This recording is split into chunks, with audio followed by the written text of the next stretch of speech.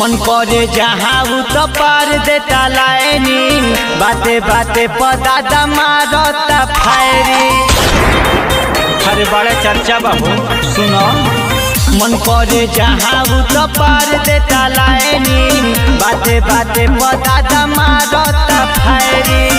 कितना जनक के बाटे मार के गिरइले,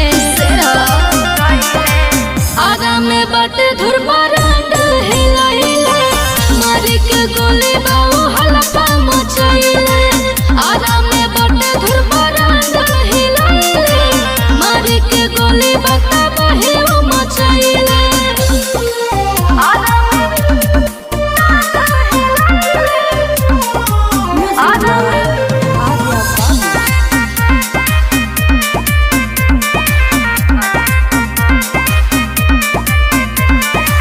चर्चा बसगरो हो जिला जवार में, बाटे छपल जाके देखो अखबार में। अरे काले तो पढ़नी है, जवन बने रंगादार धके फाड़ देलस, तो छाछ पर चढ़ा के गोली मार देलस।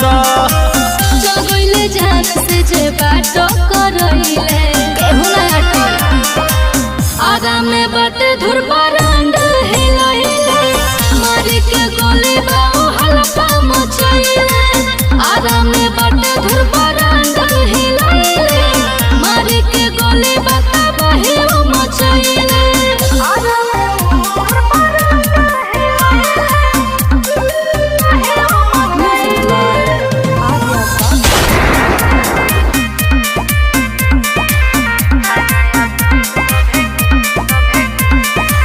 विक्रांत अरविंद के काफी बनाम हो, थाना या पुलिस सभे करे सलाम हो।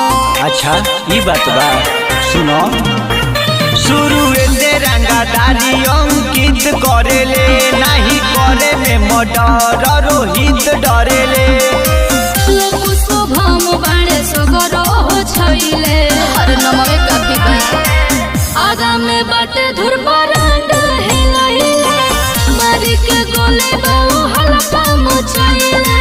आगा में बाटे धुरबारांड हिलाइले, मार के गोली बता बहे मचाइले।